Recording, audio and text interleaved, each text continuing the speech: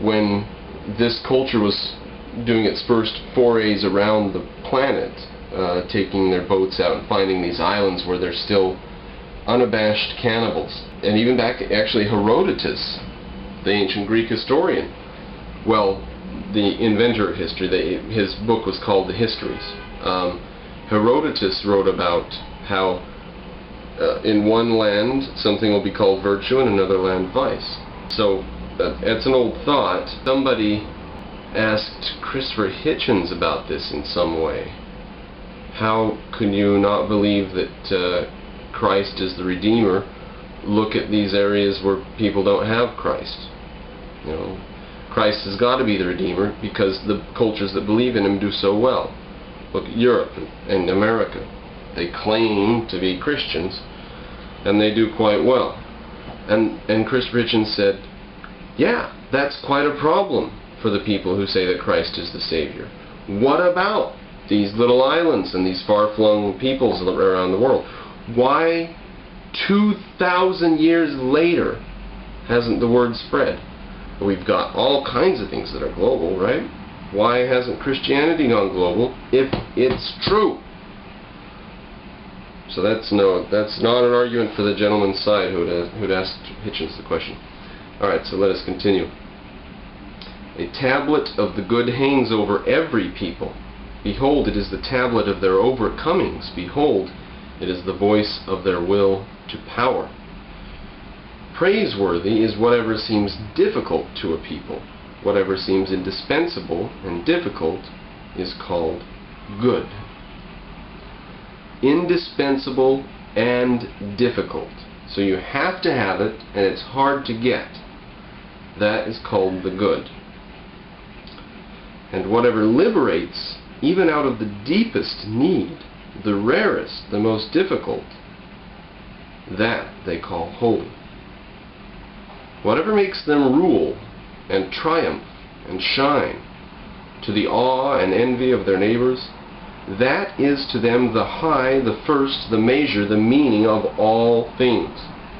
Verily, my brother, once you have recognized the need and land and sky and neighbor of a people, you may also guess the law of their overcomings and why they climb to their hope on this ladder. And now the next sentence is in quotation marks. Quote, you shall always be the first and excel all others. Go past all others. Your jealous soul shall love no one unless it be the friend. End quote. That made the soul of the Greek quiver. Thus he walked the path of his greatness. The soul of the Greek quiver. So the Greek gentleman walked on the path of his greatness, as great as the Greeks were, with reverence for the following thought. You shall always be the first and excel all others. Your jealous soul shall love no one unless it be the friend. You'll have love for nobody but your friends. And you will be the first and you will excel everyone else. Thus the Greek walked through his life. Another quotation mark. To speak the truth and to handle bow and arrow well. End quote. That seemed both dear and difficult to the people who gave me my name, the name which is both dear and difficult to me. Now that's Zarathustra speaking there. Now back to quotation marks. To honor father and mother, and to follow their will to the root of one's soul. End quote. This was the tablet of overcoming that another people hung over themselves and became powerful and eternal thereby. Right? Honor the father and thy mother. To practice loyalty, and for the sake of loyalty to risk honor and blood, even for evil and dangerous things. With this teaching, another people conquered themselves, and through this self-conquest they became pregnant and heavy with great hopes. Conquered themselves. Only Nietzsche could come with that term. Verily, men gave themselves all their good and evil. Verily, they did not take it. They did not find it. Nor did it come to them as a voice from heaven. Only man placed values in things to preserve himself. He alone created a meaning for things, a human meaning. Therefore he calls himself man, which means the esteemer. E-S-T-E-M-A-R.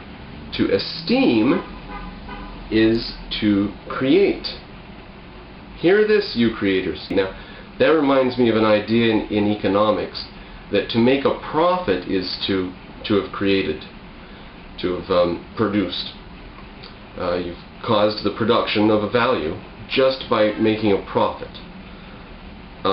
which some people are amazed at the thought. And I was raised with the idea that that's not creation. That's just taking advantage of people. You know, profits are taking advantage.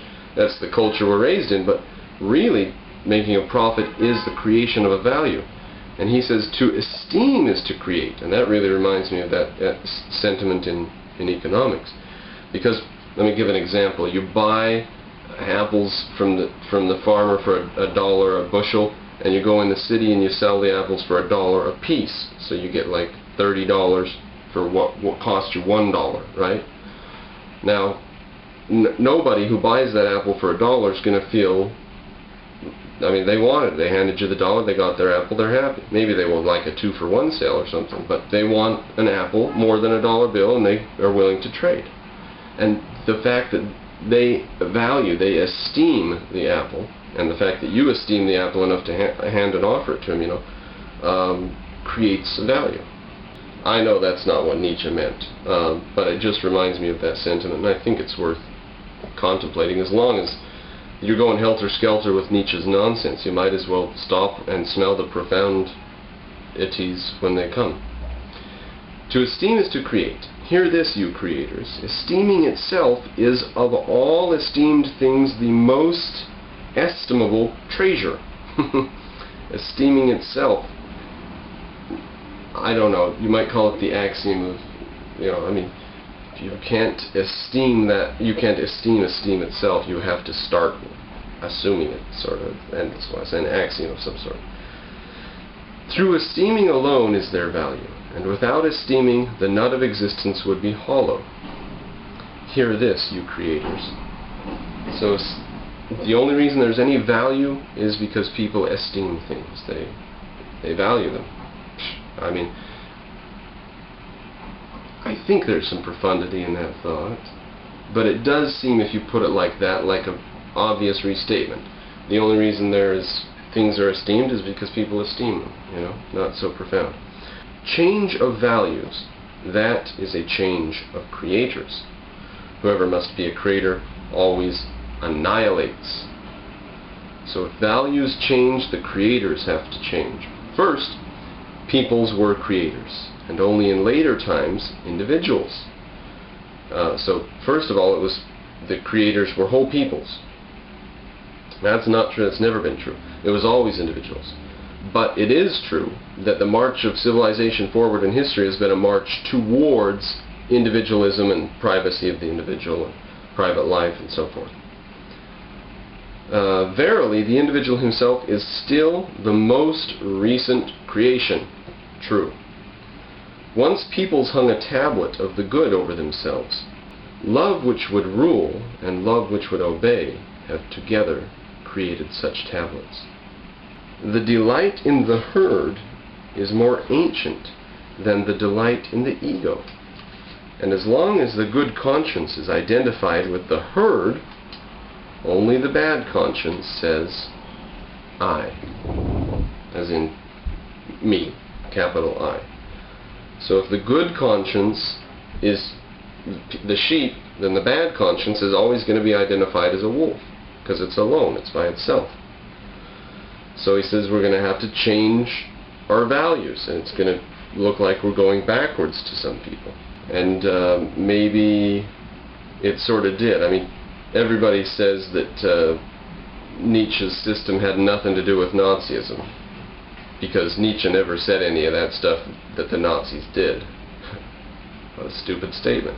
It's like saying Kant has nothing to do with modern culture because he never said anything about modern art or anything.